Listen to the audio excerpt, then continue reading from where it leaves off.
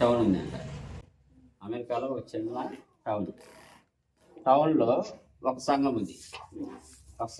సంఘం అంటే చర్చి. ఆ చర్చికి ఎదురుగా ఒక మంచి ఖాళీ స్థలం అంటే ఆ ఖాళీ స్థలంలో ఒక వ్యాపారస్తుడు నేను ఇక్కడ బారు పెట్టాలని, బార్ అంటే తెలుసుగా, బారు పెడదామని ప్లాన్ చేసుకున్నాడు. ఓకే ఓకే బార్, తాగే బార్ పెట్టాలని. ఇప్పుడు ఈ సంఘంలో ఉన్న సభ్యులు దాన్ని వ్యతిరేకించారు. ఇక్కడ వద్దయ్యా, మేము ప్రార్థన చేసుకునే స్థలానికి ఎదురుగా మీరు బారు పెడితే అది మంచి పద్ధతి కాదు అని. లేదు పెట్టాల్సిందని ఓపెన్ చేశాడు. ఓపెన్ చేసిన తర్వాత ఇక్కడున్న సంఘంలో ఉన్న స్త్రీల యొక్క భర్తలు కొంతమంది అక్కడికి వెళ్ళి మద్యం తాగడం మొదలుపెట్టారు. వీళ్ళు తాగడం చూసిన తర్వాత చర్చిలో ఉన్న స్త్రీలు ఏం చేశారంటే, మనము ఆ బార్ క్లోజ్ కావాలి, మూసివేయాలి అని మనం ప్రార్థన చేద్దాము. అందుకని వాళ్ళు ఉపవాసం ఉండి ప్రార్థన చేయడం మొదలుపెట్టారు. అయితే భర్తలకు తెలియకుండా ఉంటుందా వాళ్ళు ఉపవాసం ఉండి ప్రార్థన చేయడం? భర్తలు చూసి పోయి బారు ఓనర్ చెప్పారు, ఈ బారు క్లోజ్ చేయాలని మా ఆడవాళ్ళు ప్రార్థన చేస్తారు అని చెప్పేసింది. ఒకనొక రోజు పిడుగుబడి నాశనం అయిపోయింది. పిడుగుబడి బార్ మొత్తం కూలిపోయింది. ఓకే, అంటే కరెంట్ ఇప్పుడు లైట్నింగ్ వస్తుంది కదా, ఒక మెరుపు పిడుగు రెండు పడేసరికి కరెంట్ షాక్ మాత్రం మొత్తము షార్ట్ సర్క్యూట్ మొత్తం కాలిపోయింది. ఇప్పుడు బార్ ఓనర్ ఏం చేసిండు, ఈ చర్చి వాళ్ళు ప్రార్థన చేయడం వల్లే మా బార్ కూలిపోయింది అని పోయి కేసేసిండు. అయితే ఈ చర్చి సభ్యులు ఊరుకుంటారా? అదేం లేదు, పిడుగుపడిపోయినది అని వీళ్ళు ఒక ఆయన పెట్టుకొని, ఇక్కడ విశ్వాసులు ఎవరు?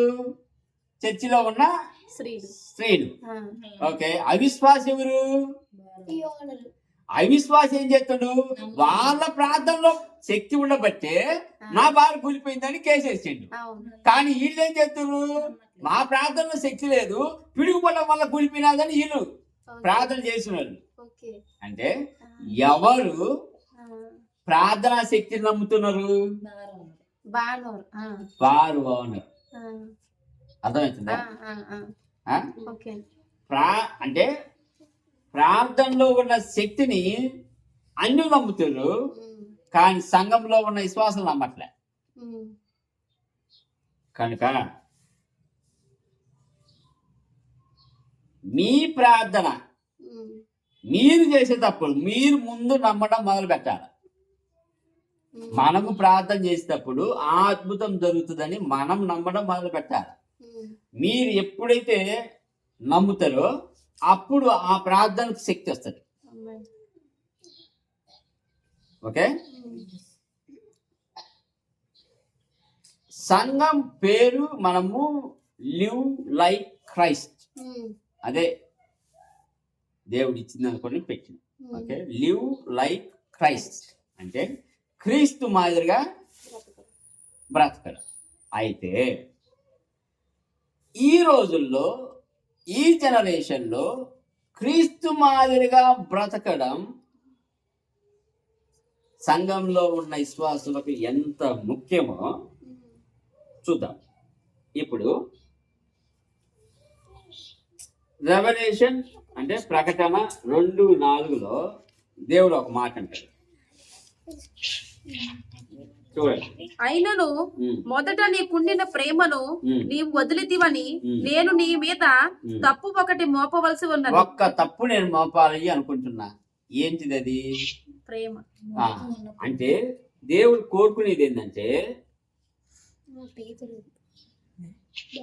బిల్డింగ్స్ కాదు, పెద్ద పెద్ద బిల్డింగ్స్ కాదు, పెద్ద సూపర్ లైట్లు కాదు, అర్థమవుతుందా? మ్యూజిక్ కాదు, ప్రోగ్రామ్స్ కాదు, కానీ ఆత్మీకంగా నువ్వు మొట్టమొదట చూపించినావు చూడు. మొట్టమొదట నువ్వు యేసుక్రీస్తుని నమ్ముకున్న రోజుల్లో ప్రార్థించడం, దేవుణ్ణి ఆరాధించడం, దేవుణ్ణి ప్రేమించడం, ఇవి చేసినావు చూడు. నాకు ఆ మొదటి లవ్ కావాలి. ఎగ్జాంపుల్ చెబుతా. చూడండి, పెళ్ళైన భార్యాభర్తలు మొదట్లో ఒకళ్ళను వదిలి ఒకళ్ళు ఉండడానికి కష్టమవుతుంది. అర్థమవుతుందా? రాను రాను ఏమవుతుంది, ఆ ప్రేమ తగ్గినట్టు కనపడుతుంది, ఆ ప్రేమ తగ్గినట్టు కనపడుతుంది. కానీ మొదట్లో ఒకవేళ భార్య పుట్టింటికి వెళ్ళినా ఆషాఢ మాసాలు ఇవన్నీ వస్తాయి కాబట్టి వెనకాల పోవటానికి సిద్ధపడతాడు. అంటే విడదీయరాని బంధం అని అంటాం. That is called okay first love. ఆ విధంగా నువ్వు క్రీస్తుని ఎప్పుడైతే సొంత రక్షకుడిగా స్వీకరిస్తావు చూడు, అప్పుడు ఆ ప్రేమ ఉంటుంది చూడు, ఆ ప్రేమ నాకు కావాలి అని మరలా క్రీస్తు సంఘాన్ని అడుగుతున్నాడు. సంఘంలో ఉండేది ఎవరు? విశ్వాసులు. సంఘంలో ఉండేవాళ్ళు విశ్వాసులు. ఇప్పుడు ఈ రోజుల్లో మనం అడిగేది అడగకూడదు ఏంటంటే నీ చర్చి ఎంత పెద్దది అనేది కాదు, నీ చర్చికి ఎంతమంది వస్తారు అది కాదు, క్రీస్తు నీలో నివసిస్తున్నాడా, క్రీస్తు నీలో జీవిస్తున్నాడా. ఇది ఎంతమంది అయినా ఉండని ప్రతి ఒక్కరి హృదయంలో క్రీస్తు నీలో నివసిస్తున్నాడా, అంతే కదా. ఇది మనకు కావాల్సింది. అందుకే ఈయన అడిగేది ఏంటంటే చర్చ ఏం చేయాలా, క్రీస్తును చూపించగలగాల, అంతే కదా. చర్చ ఎవరు? విశ్వాసులు. నలుగురు విశ్వాసులు కలిస్తే సంఘం. ఆ సంఘం ఏం చేయాలా? క్రీస్తుని చూపించాలి. ఎవరికి? లోకానికి. నేను బిల్డింగ్ చూపిస్తానంటే కుదరదు, నేను 15 ఎకరాల్లో బిల్డింగ్ కట్టినాను అంటే కుదరదు, నేను ప్రోగ్రాంలు పెట్టినానంటే కుదరదు, నేను మంచి మ్యూజిక్ పెట్టినాను అంటే కుదరదు, మంచి పాటలు రాసినానంటే కుదరదు, మంచి టెక్నాలజీ ఉపయోగించి దాన్ని ఏమంటారు చైర్లు ఉపయోగించి ఇప్పుడు వాళ్ళు చెన్నైలో ఎన్నలేసి కట్టారు చూడు ఒక స్టేడియం మాదిరిగా, అలా అంటే కుదరదు. మీ జీవితాల్లో క్రీస్తు నివసిస్తుండా, నివసించటం లేదా? అర్థమవుతుందా? ఇప్పుడు ఎగ్జాంపుల్గా యేసుక్రీస్తు ఇద్దరు దొంగలు, ఓకేనా, ఇద్దరు చనిపోయారు. కానీ ఒకరికి మాత్రం యేసుక్రీస్తు ఒక ఆఫర్ ఇస్తాడు, ఈ క్షణమే నువ్వు నాతో పాటుగా పరదేశం వెళ్ళు. ఇప్పుడు మనోడు పరలోకానికి వెళ్తాడు, పరదేశంకి వెళ్ళిండు. అక్కడ మిగతా వాళ్ళకి ఆశ్చర్యం, ముఖ్యంగా ఏంజల్స్కి. ఏంజల్స్ ఏమంటాయి, నువ్వు వీడికి ఎలా వచ్చినావు, నువ్వు వీడికి ఎలా వచ్చినావు? ఫస్ట్ ఆయన చెప్పే సమాధానం ఏంది? యేసుక్రీస్తు ఉంటా ఉన్నావు, నేనున్నా, అంతే సింపుల్గా.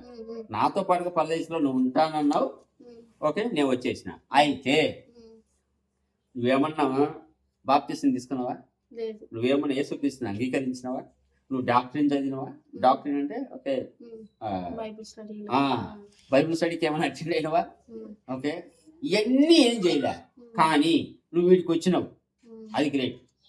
ఎలా వచ్చినావు? యేసుక్రీస్తు ఒకే ఒక్క మాట, you are with me, you are with me, అంతే కదా. ఇదే మూమెంట్ ఏమంటదంటే మనకు రైట్ డాక్టరీన్ అవసరం లే, హార్డ్ వర్క్ అవసరం లే, డిసిప్లిన్ అక్కర్లే, క్రీస్తు ఉంటే చాలు. అంటే డిసిప్లిన్ అంటే ఏంది? నేను వద్దు అన్నది ఏ డిసిప్లిను? ఉదయం సపోజ్ ఎగ్జాంపుల్ చెబుతాను, మొత్తం ఎవరించి చెప్పాలని అనుకుంటున్నా. రోమన్ క్యాథలిక్ లో ఉండరు, ఓకే, ఎన్ని గంటలకు పోతారు? ఉదయాన్నే. నన్స్ ఎన్ని గంటలకు లేస్తారు? నన్స్ ఎన్ని గంటలకు లేస్తారు? 5 గంటలకు లేస్తారు. 5 గంటలకు లేచి సన్నీలో స్నానం చేస్తారు, ఇది పెట్టుకొని జపం చేస్తారు, తెలుసా? అదే వాళ్ళ దండ ఒకటి ఉంటుంది, అది పెట్టుకొని జపం చేస్తారు, క్యాండిల్స్ వెలిగిస్తారు. Discipline, discipline. But there is no Christ. అక్కడ యేసుక్రీస్తు వాళ్ళల్లో వాళ్ళ మధ్య నివసించాడు. అర్థమవుతుందా?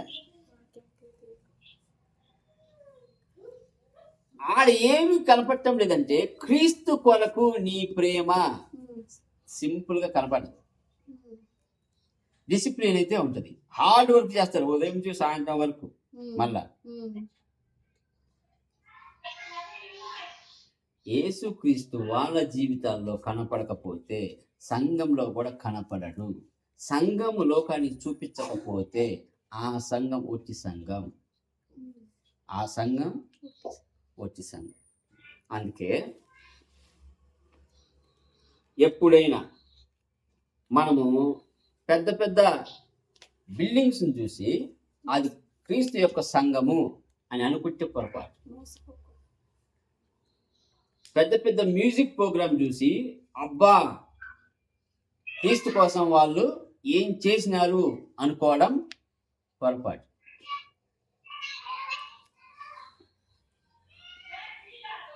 దేవుని వాక్యం చదివి ఆ వాక్య ప్రకారం నీవు నివసిస్తే చాలు. సంఘానికి కావాల్సింది ఏంటంటే క్రైస్ట్ లైక్నెస్. లైక్నెస్ అంటే క్రీస్తు స్వరూపం, క్రీస్తు సారూప్యం, వాట్ ఎవర్. ఓకే, నువ్వు ఏదైతే అనుకో, మతము కాదు.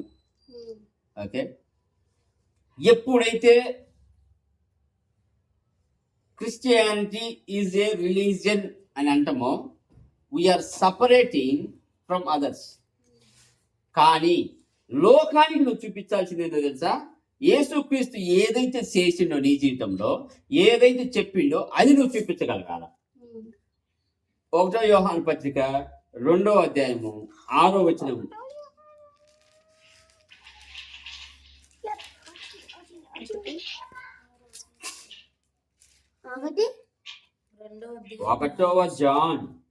ఆయన వాక్యము ఎవడు గైకొనునో వానిలో దేవుని ప్రేమ నిజముగా పరిపూర్ణమాయను.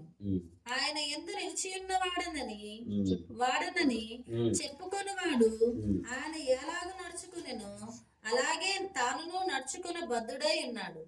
ఒకసారి అది మళ్ళా చదవండి. ఆయన వాక్యము ఎవడు గైకొనునో, ఆయన వాక్యము ఎవడు గైకొనునో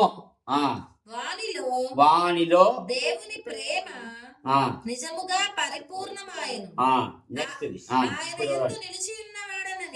ఆయన యందు నిలిచి ఉన్నవాడని నేను చెప్పుకొనివాడు ఆయన ఎలాగు నడిచిండో అలాగే తానును ఆయన నడిచిన మాదిరిగానే నేను నడుచుకున్న బద్ధుడై ఉన్నాడు. నడుచుకోవాలని క్లారిటీగా చెబుతుండు. అర్థమవుతుందా? ఇప్పుడు సంఘానికి కావాల్సింది ఏంది? Christ likeness. క్రైస్ట్ లైక్నెస్ అంటే క్రీస్తు తను ఎలా నడుచుకున్నాడో నేను అలా నడుచుకోవాలి. తను ఎలా చెప్పిండో నేను అలా చెప్పాలి. లేదు ఆయన చెప్పినట్టే చెప్పి ఆయన జీవించినట్టు నేను జీవించలేకపోతే నేను లోకానికి ఏం చెప్పినట్టు? నేను ఒక వేషధారిని అంతే. ఆయన చెప్పినట్టు నేను చెప్పి ఆయన నడుచుకున్నట్టు నేను నడుచుకుంటే అప్పుడు నేను క్రీస్తును లోకానికి చూపిస్తున్నా. ఇది యోహాను తన శిష్యుడిగా చెప్పిండు. ఇప్పుడు ఈ ప్రపంచంలో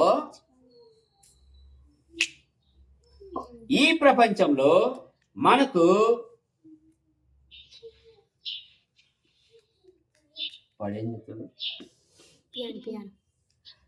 యేసుక్రీస్తుతో ఎవరికి ప్రాబ్లం ఉండదు. ఓకే, ప్రాబ్లం ఎవరితో వస్తుంది? ఎందుకు? ముఖ్యంగా ఆంధ్రప్రదేశ్లో విశ్వాసంతో ప్రాబ్లం వస్తుంది. ఎందుకు? వీళ్ళకి తెలియదు, పెట్టదు. వీళ్ళలో క్రీస్తు ఉంటే వీళ్ళు ఆ విధంగా మాట్లాడారు. క్రీస్తు ఉన్నోడు ఎవ్వడు ఈ విధంగా. మీరు ఇప్పుడు మొత్తం చూసుకోండి, యూట్యూబ్లు మొత్తం వీళ్ళల్లో క్రీస్తు ఉన్నాడా లేదా అని మీరు పరీక్షించండి సార్. వాళ్ళు చెప్పే మాటలు వాళ్ళు అవి క్రీస్తుకు సంబంధించినయా కాదా? క్రీస్తు చెప్పిండా? అర్థమవుతుందా? ఇప్పుడు యోహాను ఏం చెబుతుండు? Whoever claims to be in him he must live as a Jesus did. ఎవరైతే క్లెయిమ్ చేసుకుంటారో యేసుక్రీస్తు నా దేవుడు అని, ఆయన నడిచినట్టే నువ్వు నడుచుకోవాలి. మరి ఆయన ఏం చెప్పిండు, నువ్వు ఒక ఎవరైనా ఒక చెంప దెబ్బ కొడితే నువ్వు రెండో చెంప చూపిరా నాయన అన్నాడు. వీళ్ళు మీరు నన్ను చంపే లోపు నేను మీ ఇద్దరిని చంపేస్తా అంటే దాని అర్థం ఏంది? క్రీస్తు చెప్పిండా? క్రీస్తు చెప్పినట్లు నడుచుకుంటుర్రా? మరి క్రీస్తును వాళ్ళు మేము క్రిస్టియన్ ఎలా చెప్పుకోగలరు? వాక్య ప్రకారమే నేను చెప్పేది. ఇప్పుడు మనం చదివిన వాక్య ప్రకారమే. మరి అటువంటి వాళ్ళు సంఘాన్ని ఏ విధంగా నడుపుతారు? అటువంటి సంఘంలో మనుషుల్లో క్రీస్తుని ఏ విధంగా చూస్తారు? ఎగ్జాంపుల్ చెప్తున్నా, అర్థమవుతుందా? క్రీస్తు తిమోతికి రాసిన పత్రికలో ఇలా చెబుతాడు, ఏమని? ఎవరైనా అధ్యక్షుడిగా ఉన్నవాడు ఏమంటాడు? ఏకపత్ని వ్రతుడు, నిందారహితుడు, కుటుంబాన్ని చూసుకునేవాడు, పిల్లల్ని మంచి సక్రమంగా పెంచేవాడు, ఇలా బాధ్యతలన్నీ ఉన్నాయి. ఇప్పుడు 2-3 పిల్లల్ని చేసుకునే వాళ్ళు, వాళ్ళలో క్రీస్తుని చూస్తావా? చెప్పండి. కుటుంబాలను వదిలేసే వాళ్ళు క్రీస్తుని చూడగలమా? ఏ బాధ్యత నిర్వర్తించిన వాళ్ళు క్రీస్తుని చూడగలమా? మనం క్రీస్తుని చూడలేము. క్రైస్ట్ లైక్నెస్ అనేది వాళ్ళలో ఉన్నప్పుడు వాళ్ళు ఇవన్నీ చేస్తారు. ఏమి? యేసుక్రీస్తు చెప్పినవి, యేసుక్రీస్తు చేసినవి. కనుక అందుకే ఇప్పుడు క్రిస్టియానిటీ మతం గురించి ఎంతనే చెబుతారు.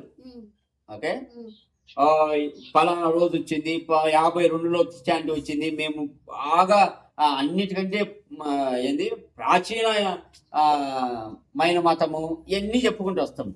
కానీ వాళ్ళ జీవితాల్లో క్రీస్తుని చూపించకపోతే నిష్ప్రయోజనం. ఎంత నువ్వు చెప్పినా క్రీస్తుని మనం చూపించకపోతే మన జీవితంలో ఏ విధంగా ఆయన జీవించిండు, ఏ విధంగా ఆయన నడిచిండు. ఇప్పుడు హాస్పిటల్ ఉంటుంది, కొత్త హాస్పిటల్, డాక్టర్ లేకుండా ఏం చేసుకోడు ఆ సంఘం? అంటే సంఘం ఉంటుంది, క్రీస్తు లోపల లేకపోతే ఏం ప్రయోజనం అని అర్థం. క్రీస్తు వచ్చినందుకు రోగులు స్వస్థపరచడానికి. సపోజ్ ఎగ్జాంపుల్ చెప్తున్నా, హాస్పిటల్ ఉంటుంది, లోపల డాక్టర్ లేడు అంటే డాక్టర్ యేసుక్రీస్తు అనుకో, సంఘము హాస్పిటల్ అనుకో, నువ్వు వెళ్తావు, నీ ట్రీట్మెంట్ జరగదు, ఏం చేస్తావు? హాస్పిటల్ ఏమంటావు? అంతే, సంఘములు కూడా అంతే. ఇప్పుడు నీ దగ్గరికి వచ్చినప్పుడు రోగులు అంటే ఎవరు? పాపలు. వాళ్ళ పాపం పోయేటట్టు ప్రార్థన చేయాలిగా, వాళ్ళు యేసుక్రీస్తులోకి రావాలిగా, వాళ్ళు యేసుక్రీస్తుని తీసుకొని జీవించాలిగా, వాళ్ళు నీతి మార్గంలో నడవాలిగా. వాళ్ళ పాపం అంతా పోవాలి, వాళ్ళ శాపం అంతా పోవాలి, వాళ్ళ బంధకాలు పోవాలి, వాళ్ళు క్రీస్తు రూపంలోకి రావాలి. అప్పుడు ఆ సంఘానికి క్రీస్తు ఉన్నట్టు లెక్క. అంటే ఆ సంఘము క్రీస్తును చూపిస్తున్నట్టు లెక్క. అంటే సంఘము క్రీస్తు లేకుండా ఉన్న సంఘము జస్ట్ బిల్డింగ్, అంతే కదా? సంఘము క్రీస్తు లేకుండా ఉన్న ఒక సంఘము అంటే మనం పేరు పెట్టుకునే, యాక్చువల్గా అయితే క్రీస్తు శరీరమే సంఘం. అంటే ఆ శరీరంలో విశ్వాసులు ఉండాలని పౌలు చెప్పేది. కానీ మనం ఇప్పుడు చూసేది, ఒకవేళ క్రీస్తు ఆ విశ్వాసుల్లో, చర్చికి మేము పోతున్నాము, బైబిల్ సంకలనం పెట్టుకొని పలానా జాను అబ్రహాం పేర్లు పెట్టుకొని పోయే వాళ్ళ జీవితాల్లో క్రీస్తు లేకపోతే ఆ సంఘము ఉత్త బిల్డింగే. ఆ సంఘము ఉత్త బిల్డింగే. ఎవరైతే ఆ సంఘానికి పోతారో వాళ్ళలో క్రీస్తు ఉంటే అప్పుడు ఆ సంఘాన్ని క్రీస్తు శరీరం అని పిలువబడుతుంది. దీనికేం కావాలా? హంబుల్నెస్, తగ్గించుకోవడం, కంపాషనేట్. అంటే ఇతరులు రోగస్తులు ఉండనుకో, నీకు ఒక హృదయం ద్రవించిపోవాలా, వాళ్ళ కోసం ప్రార్థన చేయాలి. వాళ్ళని ఓకే, ఒక బ్రోకెన్ ఫ్యామిలీ ఉందనుకో, వాళ్ళని కలపాలి.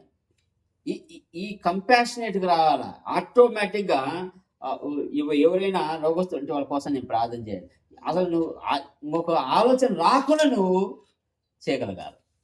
అది కంపాషనేట్. తర్వాత పవిత్రత లేకుండా యేసుక్రీస్తు ఎక్కడా ఉండడు. అది గుర్తుపెట్టుకోండి. నీలో పవిత్రత లేకపోతే క్రీస్తు నీ హృదయంలో ఉండడు. మాట వినే వారి మాదిరిగా ఉండాలి. ఎవరైనా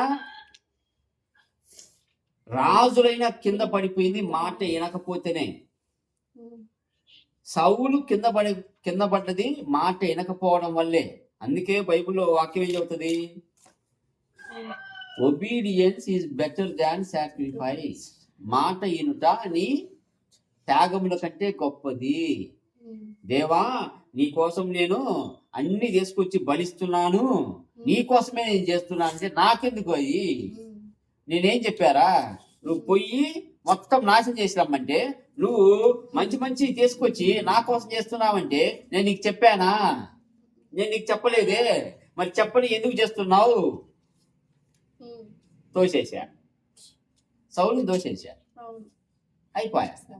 అంటే మాట ఇనుట శ్రేష్టం. పిల్లలకు కూడా చెబుతున్నా, మాట ఇనుట శ్రేష్టం.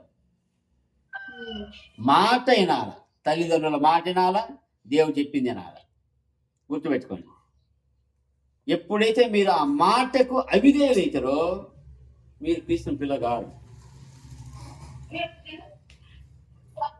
పిల్లలందరినీ చెబుతారు, ఒకరు కాదు.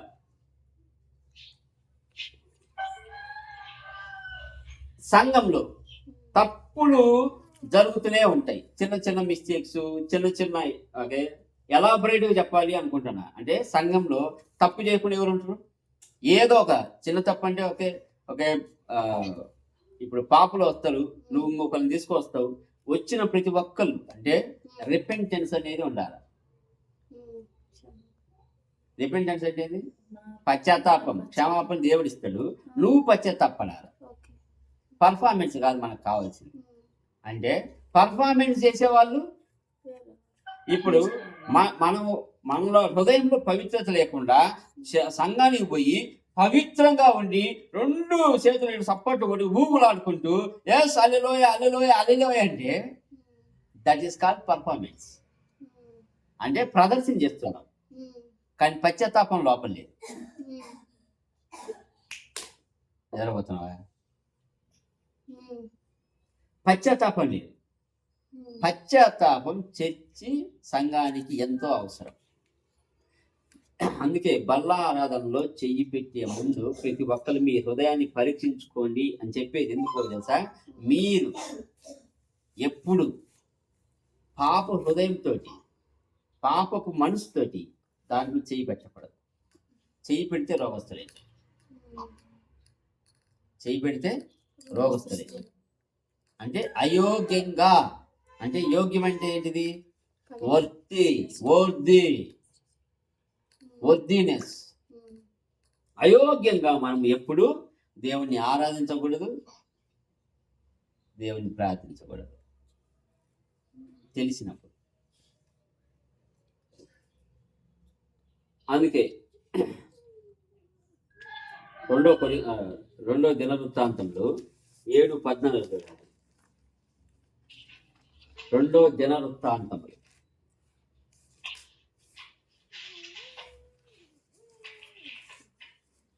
ఎవరైతే నా పేరు పెట్టబడిన నా జనులు తాము తగ్గించుకొని ప్రార్థన చేసి నన్ను వెదికి తమ చెడు మార్గములను విడిచిన ఎడల ఆకాశము నుండి నేను వారి ప్రార్థనలు విని వారి పాపమును క్షమించి వారి దేశమును స్వస్థపరచుదును. చెప్పింది మొత్తం ఈ వాక్యంలో ఉంది.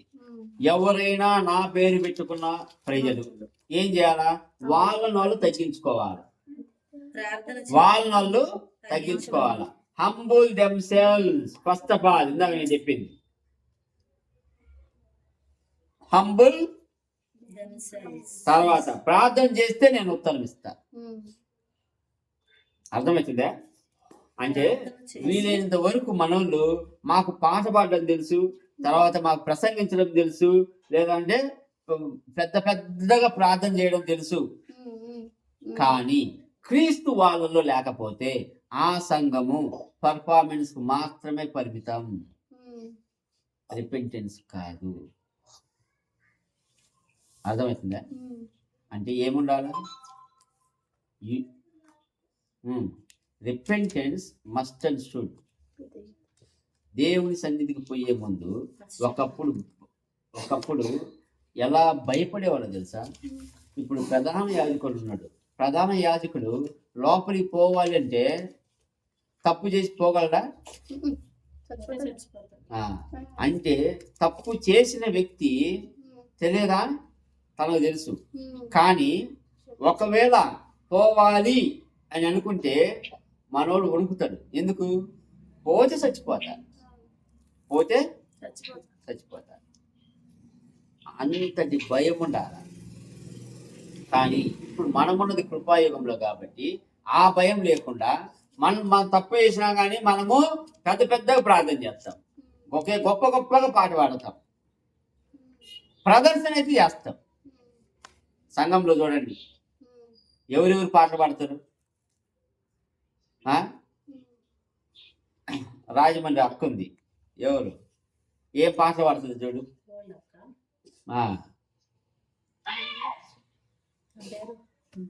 అది ప్రదర్శన. అర్థమవుతుందే? వాళ్ళు ఏం చేస్తారంటే పాపాన్ని, అదే ఒక పాట ఉంటుంది కదమ్మా, స్టైల్ మన నా నోటి చెప్పండి, అదంతా ప్రదర్శనే కదా. క్రిస్టియానుడు అని చెప్పండి. వాళ్ళు ఎటువంటి జీవితం అంటే వాళ్ళది పాపాన్ని లెక్క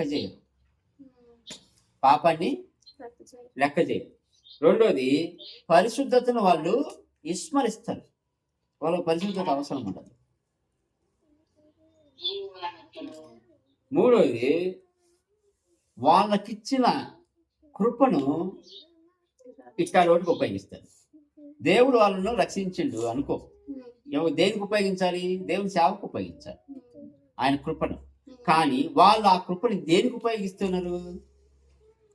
వ్యక్తిగతంగా ఇన్స్టాగ్రామ్లో వ్యూవర్స్ పెంచుకోవటానికి, ఫేస్బుక్లో పెట్టుకోవటానికి, మేకప్ వేసుకోవటానికి, అదే కదా, ఫేమస్ కావటానికి, ఫెమిలియర్ కావటానికి వీటికి ఉపయోగిస్తారు. వాళ్ళు ఏం చేసినా ఇన్స్టాగ్రామ్లో పెడతారు. అర్థమవుతుందా? వాళ్ళు వంట చేసినా ఇన్స్టాగ్రామ్లో పెడతారు. వాళ్ళు ఒక వంటకు గడ్డేసినా ఇన్స్టాగ్రామ్లో పెడతారు. ఒక గొర్రె పిల్లను సంకన పెట్టుకున్న ఇన్స్టాగ్రామ్లో పెడతారు. దేవుడు ఇచ్చిన ఆ కృపను వీళ్ళు అబ్యూజ్ అంటే ఏంటిది? పనికి రాని దానికోసం ఉపయోగిస్తారు. అబ్యూజింగ్.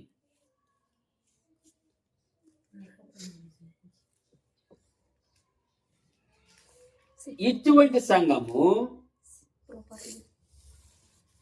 దేవునికి శరీర భాగంలో ఎప్పటికీ కాలేదు. సంఘాన్ని టర్నింగ్ అవే అంటే turning away from sin. Repentance means turning away from sin.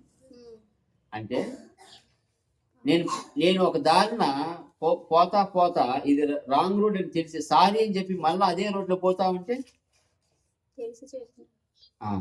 నేను సారీ చెబుతా మళ్ళీ అదే రోడ్లో పోతా, సారీ చెబుతా అదే రోడ్లో పోతా. దానికి అర్థమైంది టర్నింగ్ అవి అంటే యూటర్న్ తీసుకోవాలా, వ్యతిరేకంగా నడవాలా, పాపం అట్టుంటే నేను యువతలకు రావాలా. దేవుడికి అసహ్యమైనది పాపం. నువ్వు పాపాన్ని అసహించుకుంటేనే దేవుని పెట్టవి. అంతకు మించి గొప్ప సెంటెన్స్ ఏం లేదు.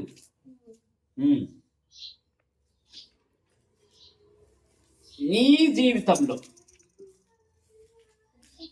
గుర్తుపెట్టుకోండి, తెలిసి తెలిసి తెలిసి మళ్ళా పాపం చేయకూడదు. అలా చేస్తే నువ్వు దేవుని కృపను అబ్యూజ్ చేసినట్టే. దేవుని కృపను అబ్యూజ్ చేసినట్టే. ఎందుకు? మనకు తెలుసు ఆ మార్గం తప్పు అని. కానీ ఆ మార్గం సారి చెబుతాం మళ్ళీ అడుగుతాం, దేవా సారి ఎన్నిసార్లు నువ్వు ఆ పాపంలో ఉండి సారి చెబుతున్నావు, ఆ పాపంలోనే ఉండి సారి చెప్పుకుంటూ వెళ్ళిపోతా ఉన్నావు. కానీ నువ్వు బయటికి రావాలంటే ఆయన ఇన్ఫ్లుయెన్స్ బయటికి రాలేకపోతున్నావు. అనేక మంది చేసేది ఇదే, సంఘము అని చెప్పుకోండి. సంఘానికి ఎఫెసీయులకు రాసిన పత్రిక 4:15 చదవండి ఒకసారి.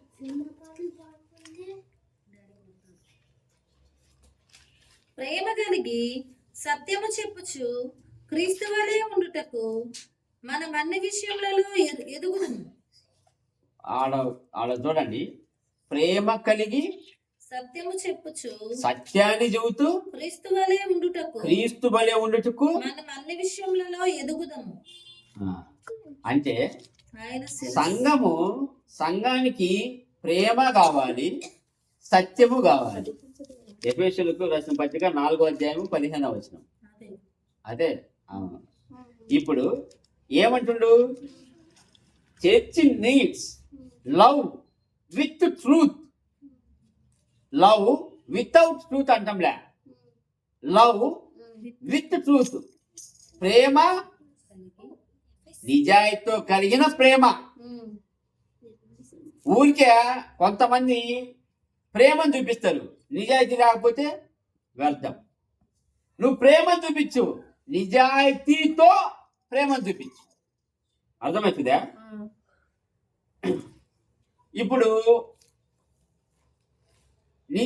నువ్వు నిజాయితీ ఉంటావు, ప్రేమను చూపించలే, అప్పుడు ఎలా ఉంటుంది? ఎలా ఉంటుంది మాట? కఠినంగా ఉంటుంది. కానీ ఇక్కడ చెప్పేది ఏంది? ప్రేమ కలిగి సత్యాన్ని. అర్థమవుతుందా? ఆ హార్ష్నెస్ ఉండకూడదు, ఆ జడ్జిమెంటల్ ఉండకూడదు. ఏంది ఏం చూస్తున్నారు? ప్రేమ నిజాయితీ ఈ రెండు కలిగి ఉండడమే సంఘం యొక్క లక్షణం. Jesus showed both. ఈ సెడ్, నేను నిన్ను ఆమెతో ఏమంటాడు, వ్యభిచారంలో పట్టుబడిన స్త్రీ తీసుకొని వస్తే నేను కూడా నిన్ను శిక్షించను, సమాధానం ఇక్కడి నుంచి నువ్వు పాపం చెయ్యకు. ఇప్పుడు అలా ఒకటి ప్రేమను చూపిస్తుండు, అంటే ఆమెను శిక్షించటంలే, ప్రేమను చూపిస్తుండు. రెండోది ఇంకా పాపం చేయమా, నిజాయితీకి బతుకు. అంతేనా? God showed both. నువ్వు పాపం చేసినావు ఇప్పుడు దాకా, అయితే వాళ్ళు రాళ్ళేయమని చెప్పారు, సంపమని చెప్పారు. కానీ నిన్ను నేను ఒక్క మాట కూడా అనను, నిన్ను నేను శిక్షించను అమ్మా, నిన్ను నేను శిక్షించను, నువ్వు వెళ్ళి ఇక్కడి నుంచి పాపం చేయబాకు. అంటే ప్రేమ చూపించిండు శిక్షించకుండా. రెండోది, పాపం చేయమాకమ్మా, నిజాయితీగా బతుకు. సత్యం అంటే నిజాయితీగా బతుకు అంటే సత్యంతో బతుకు. అర్థమవుతుందా? He showed both. అదే విధంగా సంఘంలో ప్రతి విశ్వాసి ఈ రెండు చూపించాలి. నిజాయితీతో కూడిన ప్రేమ. నువ్వు పాపాన్ని అసహించుకో, పాపిని కాదు. ఎవరైనా ఒక పాపి వచ్చి నాకు యేసుక్రీస్తు కావాలంటే దగ్గర తీసుకో, అన్నం పెట్టు, కూర్చోబెట్టు, సువార్త చెప్పు, ఇక్కడి నుంచి పాపం చేయమాకని చెప్పు. అర్థమవుతుందా? సంఘానికి కావాల్సింది అది. అంటే చర్చి ఏం చేయాలి, సంఘం ఏం చేయాలంటే పాపులను ప్రేమించాలి, పాపులను ప్రేమించాలి, పాపాన్ని అసహించుకోవాలి. అర్థమవుతుందా? ఒక మనిషిలో ఉన్న పాపాన్ని అసహించుకో, ఆ పాపిని కాదు. జక్క ఇంటికి పోతాడు, జక్క ఇంటికి పోయేసరికి జక్కయ్యను ప్రేమించిండు. జక్క ఇంతకుముందు ఏంది, డబ్బులు వసూలు చేసిన, సుంకం వసూలు చేసిన వ్యక్తి. ఇప్పుడు జక్క ఇంటికి పోయినప్పుడు ప్రేమ. జక్కయ్యకి ఏం చెప్పిండు? ఇప్పుడు ఇంటికి రక్షణ సత్యం చెప్పిండు. ఇప్పుడు జక్కయ్య ఏం చెప్తుండు? తను ఎవరెవరి దగ్గర అయితే ఎవరైతే దగ్గర సుంకం వసూలు చేసిండో 4 ఇద్దరు ఇస్తా పో, అంతకు మించి ఏం కావాలా? అర్థమవుతుందా? నిజాయితీ కదా, ఇంకా సత్యంతో బతుకుతున్నాడు కదా. ఆ మార్పు ప్రేమ నిజాయితీ 2 కలిగి ఉండాలి.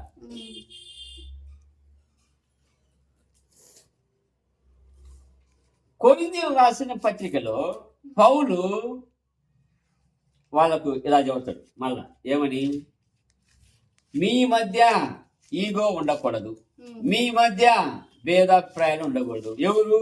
రిచ్నెస్ అంటే ధనవంతులు పేదవాళ్ళుగా, ఈ 2 భేదాభిప్రాయాలు నేను చూడకూడదు. ఎందుకు? మీరేమో పేదవాళ్ళకు ఒక బంతి పెడతారు, ధనవంతులకు ఒక బంతి పెడతారు. పేదవాళ్ళేమో కింద కూర్చోబెడతారు, ధనవంతులను తీసుకుపోయి పైన కుర్చీలలో కూర్చోబెడతారు. అర్థమవుతుందా? కొన్ని సంఘాలు చూస్తే నాకు ఆశ్చర్యం అనిపిస్తుంది.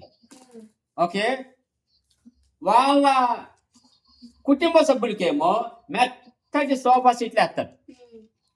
చూసారా? మెత్తటి సోఫా సీట్లు. వీళ్ళు సంఘము మొదలుపెట్టిన గంట తర్వాత రాని వీళ్ళు వచ్చి ఇదే సీట్లో కూర్చోవాలా. వీళ్ళకి అది రిజర్వ్డ్. అర్థమవుతుందా? కానీ మిగతా సంఘానికి వచ్చి కానుకలిచ్చి సంఘాన్ని పోషించే విశ్వాసులకేమో మామూలు నార్మల్ నీలకమల చైర్లు వేస్తారు. నీలకమల చైర్లు వేసి వెనక కూర్చోబెడతారు. అర్థమవుతుందా? వీళ్ళు సంఘం ఎప్పుడైతే 10 గంటలకు ఆరాధన అంటే 9 గంటలకు వచ్చినా కానీ వీళ్ళని వెనకనే కూర్చోవాలి. ముందుకొచ్చి సోఫా సీట్లో కూర్చోటానికి కుదరదు. ఆ సంఘంలో క్రీస్తు ఉండడు. Declaration, I'm giving declaration. ఆ సంఘంలో ఆ సంఘం క్రీస్తు శరీరమే కాదు. అంటే డినామినేషన్ ప్రైడ్ ఉండకూడదు. ఇప్పుడు మేము పెంతుకొస్తామని కొంతమంది మేము ఎర్రవేగుతారు, కొంతమంది మేము సిఎస్ఐ అని ఎర్రవేగుతారు. ఓకే, నేను చెప్పినట్టుగా మేము సిఎస్ఐ సిటీ పోతామని ఎగ్జాంపుల్ చెప్తాను. ఈ ఎప్పుడైతే ఎర్రవీగుడు వస్తుందో దేవుడు తీసి పారేస్తాడు. పొజిషన్, నేను బిషప్, నేను ఆర్క్ బిషప్, నేను పోపు, నేను ఏమంటారు 10 సంఘాలు నిర్మించిన అపోస్తలుని. ఓకే, నేను ఈడ కూర్చుంటున్నా, నేను ఆడ కూర్చుంటా, నేను ఆ మూలం కూర్చుంటా, నాకు ఆ స్థానం ఇయ్యలే. ఎప్పుడైతే నువ్వు ఆ పొజిషన్ కోసం ఫైట్ చేస్తావో క్రీస్తు నీలో లేనట్టే. పాస్తరు కొట్టుకున్న సందర్భాలు ఉన్నాయి. చైర్లు ఎత్తి కొట్టుకున్నారు. గుంటూరులోనే జరిగింది. వాళ్ళల్లో క్రీస్తు ఉండడు. సంఘము వర్సెస్ ఎక్కడ మన ఖమ్మంలో జరిగింది. ఒక సంఘం దగ్గర హోసన్న మందిరం వచ్చి కడుతురంట. ఈ సంఘం వాళ్ళు పోయి ఆ సంఘం మీద పోలీస్ కేసు పెట్టారు. మా సంఘానికి ఎదురుగానే కడుతున్నారు, మా బిలీవర్స్ చేసపోతున్నారు. ఎస్, కొత్తగూడెమో లేకపోతే ఖమ్మం డిస్ట్రిక్ట్ లో జరిగింది. క్రీస్తు ఉండడు. క్రీస్తుని ఏ విధంగా చూపిస్తావట? ఒకటి డినామినేషన్ ప్రైడ్, ఇంకొకటి పొజిషన్, ఇంకొకటి చర్చి వచ్చేసి సంఘం వర్సెస్ సంఘము, పాస్టర్ వర్సెస్ పాస్టర్. మీరే చూస్తుండ్రు సంఘాలలో ఏం చేస్తుందంటే, సైతాను ఎప్పుడు 15 ఎకరాల్లో ఉన్న చర్చికి భయపడదు. నలుగురు కూర్చొని క్రీస్తులు మోస్తారు చూడు, ఈ నలుగురికి భయపడదు. ఎందుకు? క్రీస్తు ఎప్పుడైతే నలుగురిలో ఉంటాడో వీళ్ళ నుంచి పారిపోతాడు. కానీ ఎక్కడైతే బిగ్ చర్చి ఉండి ప్రోగ్రామ్స్ పెట్టి లైటింగ్ వేసి మ్యూజిక్ పెడతారో శుభ్రంగా ఆటాడుకుంటుంది సార్ డేవిడ్. గమనించండి. devil does not fear for the big churches. Devil only fear when at least 2 people will carry Christ likeness in their life. అప్పుడు భయపడతాడు. నువ్వు ఒక్కళ్ళైనా మోకాలు నీ క్రీస్తుని మోస్తే చాలు భయపడుతుంది.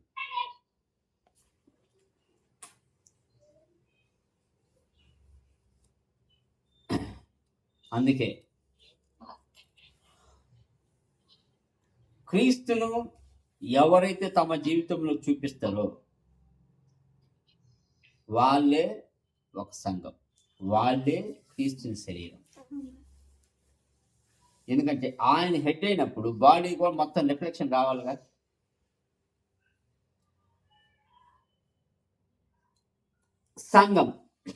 సంఘానికి ప్రార్థన, పరిశుద్ధాత్మ అభిషేకం, ఇది లాస్ట్ వీక్ మొత్తం చెప్పింది. ఇది అవసరం. ఎందుకు అవసరం?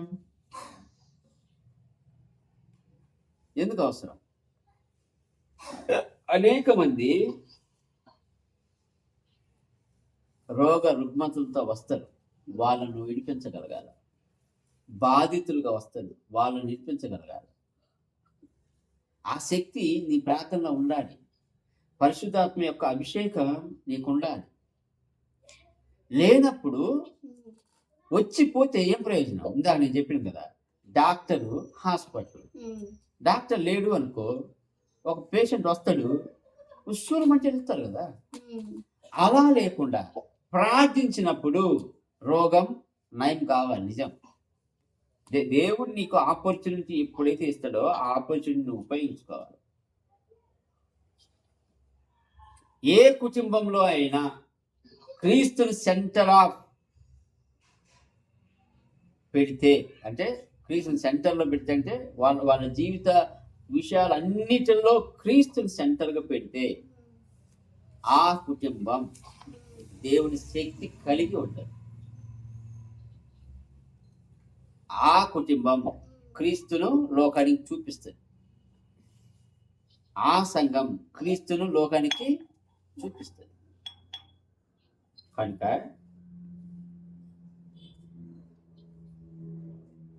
అందుకే లాస్ట్ వీక్ ఆల్రెడీ మీకు చెప్పిన, ఓకే, ఎర్లీ చర్చ్ అంటే ఆది సంఘంలో వాళ్ళకి బిల్డింగ్స్ లేవు, మైక్రోఫోన్స్ లేవు, లైటింగ్స్ లేవు, సోషల్ మీడియా లేదు. కానీ వాళ్ళకున్నది ప్రేమ, సత్యము, పరిశుద్ధాత్మ, శక్తి, మాట వినేతనం, ఒబీడియన్స్, పవిత్రత, ఇవే. అలా వాళ్ళ సంఘాన్ని పెంచుకుంటూ వెళ్ళిపోయారు. ఎక్కడికి పెంచుకుంటూ పోయారు? అన్ని లోకంలో ప్రతి అంచుకు తీసుకుపోయారు. క్రీస్తు ఆ రూపం లేకుండా నువ్వు ఎన్ని గొప్ప కార్యములు చేయడానికి ప్రయత్నం చేసినా, ఎన్ని ఎకరాల్లో నువ్వు బిల్డింగ్ కట్టినా వృధా ప్రయాస. అన్నిటికంటే ప్రాముఖ్యత యేసుక్రీస్తు చెప్పిందంటే, గో అండ్ మేక్ డిసైపుల్స్. మీరు వెళ్ళి అంత్యోక సంఘం మొదటి ప్రయారిటీ మిషనరీస్. అంత్యోక సంఘం మొదటి ప్రయారిటీ శిష్యులను చేయడం. బయటికి వెళ్ళి శిష్యులను తయారు చేసేది. పౌలు ఎంతమంది చేసిండు? తిమోతి, తీతు, ఫీబే, లెక్క పెట్టుకుంటే ఎవరు? శీల, ఓకే, మళ్ళా మార్కు, ఒక విధంగా బర్నబస్. వీళ్ళందరూ పౌలు దగ్గర నేర్చుకున్నారే. They are disciples. They went again, okay, they made disciples. శిష్యులు తయారు చేయండి. ఆ శిష్యుల కోసం వీళ్ళు రాత్రి బవళ్ళు కష్టపడారు. వీళ్ళు ఎక్కడ తప్పిపోతారో అని వీళ్ళకు బోధిస్తూ, నిరంతరం వాళ్ళ వెంట తిరుగుతూ, వాళ్ళకు తప్పులుంటే కరెక్ట్ చేస్తూ, చెప్పుకుంటూ వెళ్ళిపోయి విశ్వాసాన్ని పెంచుతూ వాళ్ళ ముందు దేవుని కార్యాలు చేస్తూ సంఘము శిష్యులు తయారు చేయాలి, విశ్వాసుల్ని కాదు. సంఘము శిష్యులు తయారు చేయాలి. శిష్యులు తయారు చేసినప్పుడు ఈ ఒక శిష్యుడు ఇంకొక చోటికి పోయినప్పుడు అక్కడ సంఘాన్ని ఏర్పాటు చేస్తాడు. ఇప్పుడు ఆ శిష్యుడు అక్కడ సంఘంలో శిష్యులు తయారు చేస్తే అతను వెళ్ళి ఇంకొక చోట సంఘాన్ని ఏర్పాటు చేస్తాడు. అంత లెక్కల శిష్యులు వద్దు, నేను ఒక్కనే కనపడాలా అని ఎక్కడా దేవుడు చెప్పలే. దేవుడు చెప్పేది కూడా ఒకటే, నువ్వు వెళ్ళి లోకానికి సువార్త చెప్పి శిష్యుల్ని తయారు చేయి అని. అందుకే మన జీవితం మూలకంగా ఇతరులు నేర్చుకోవాలి, వాళ్ళ శిష్యులుగా తయారు.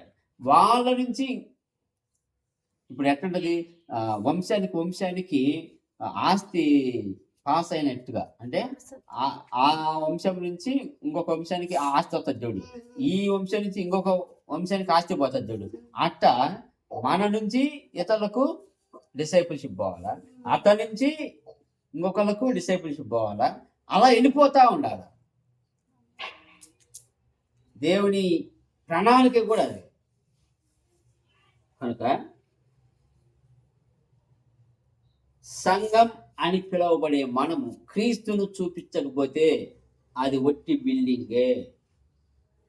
సంఘం అని పిలువబడే మనలో క్రీస్తును చూపించకపోతే, ఎందుకంటే నేనేమో యేసు క్రీస్తును బిడ్డ అని చెప్పుకుంటా, నేను క్రిస్టియన్ అని చెప్పుకుంటా, మరి క్రిస్టియన్ అనే నేను క్రీస్తును చూపించకపోతే ఏం ప్రయోజనం? క్రీస్తు ప్రేమను నిజాయితీగా నేను చూపించకపోతే ఏం ప్రయోజనం? పరిశుద్ధత లేకుండా పాటలు పాడి సప్పట్లు కొడితే ఏం ప్రయోజనం?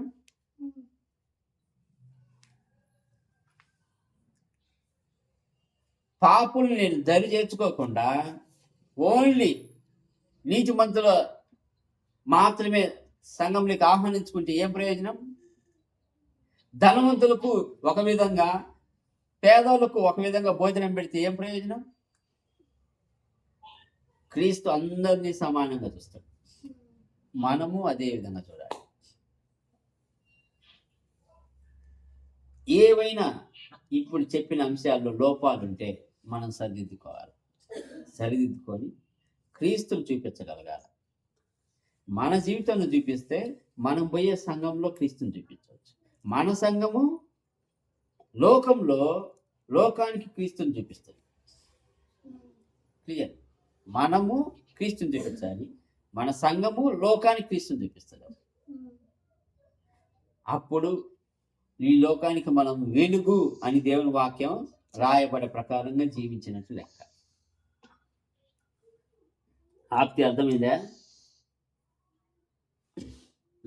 అటైతే మిమ్మల్ని ప్రార్థన చేయమని కళ్ళు మూసుకొని అందరు